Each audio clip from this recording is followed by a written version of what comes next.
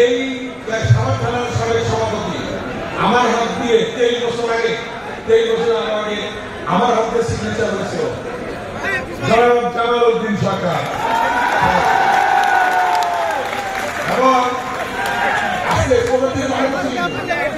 তারপর সেক্রেটারি হিসাবে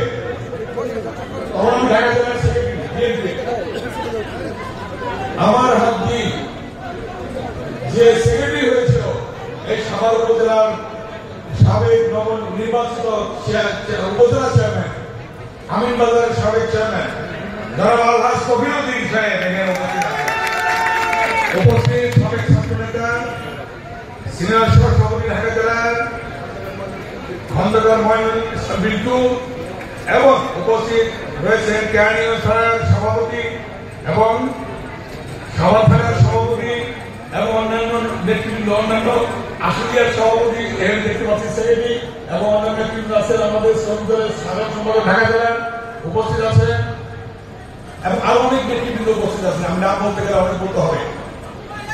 এই মাঠে আমার মনে পড়ে যখন আমরা বিএনপি থেকে চেয়ারম্যান মনোনয়ন দিয়েছিলাম,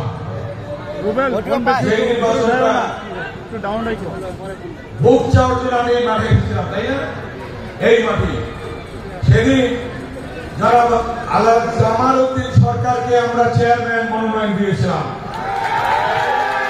এবং এই মাঠে এসে আমি আপনাদের কাছে ভোট চেয়েছিলাম, মনে আছে?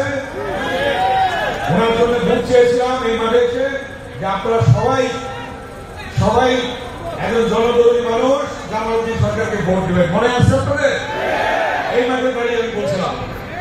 আমি ইনশাআল্লাহ গত পরশুদিন আমাদের চেয়ারম্যান সাহেব সবার কাছে আমরা বলছিলাম, ওখানে আমি হঠাৎ করে সেন্সলেস হয়ে পড়ি, অসুস্থ হয়ে পড়ি। সাথে ওনার সামনে উনি আমাকে হসপিটালে নিয়ে যাওয়া হয় এবং পরে আমি শুনেছি 3-4 ঘন্টা পরে যখন আমার জ্ঞান ফিরে আসছে তখন চেয়ারম্যান সাহেব হসপিটালে গিয়েছিলেন সাথে।